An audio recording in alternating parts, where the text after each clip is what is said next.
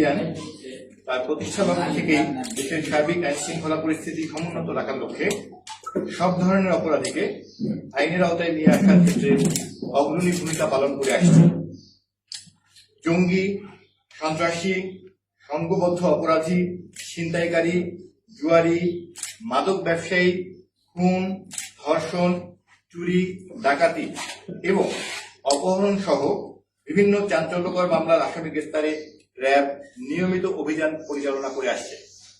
এরই ধারাবাহিকতায় গতকাল 29শে মার্চ 2026 খ্রিস্টাব্দ দুপুর 3:45 সময় র্যাব 12 সদর কোম্পানির একটি চৌকস আভিযানিক দল ও গোয়েন্দা সংস্থার তথ্য ভিত্তিতে সিরাজগঞ্জ জেলার সলঙ্গা থানাধীন হাতিকুমরু এলাকায় নিউ মায়ের আঁচল হোটেলের সম্মুখে অভিযান পরিচালনা করে জাল 51,000 টাকার নোট, 2টি মোবাইল সহ মোহাম্মদ রবিউল ইসলাম এবং মোহাম্মদ আবুল হাসানকে গ্রেফতার করে।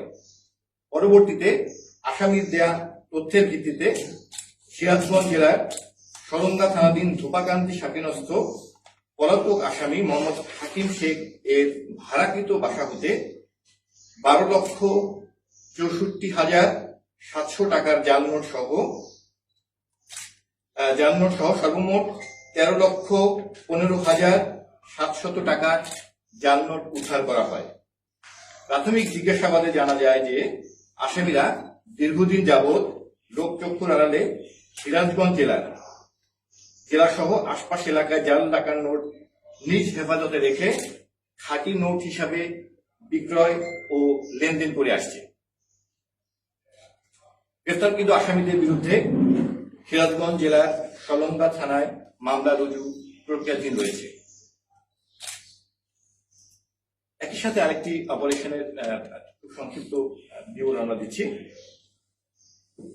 র্যাব 12 এর অন্য একটি আভিযানিক দল গোয়েন্দা তথ্যের ভিত্তিতে গত 30শে মার্চ 2026 সকাল 8:40 সময় সিরাজগঞ্জ সদর থানাধীন শিয়ালকোল বাজারের বিলকুলি মধ্যপাড়া এলাকায় অভিযান পরিচালনা করে মাদকদ্রব্য ক্রয় বিক্রয়ের সময় মাদক বহনকারী মুস্তাফিজুর রহমান এবং মাদক ব্যবসায়ী মোহাম্মদ মনিরুজ্জামান ও মোহাম্মদ রোজিনা বেগমকে 196 বোতল স্কার্ফ এবং 4টি মোবাইল সহ গ্রেফতার করা হয়।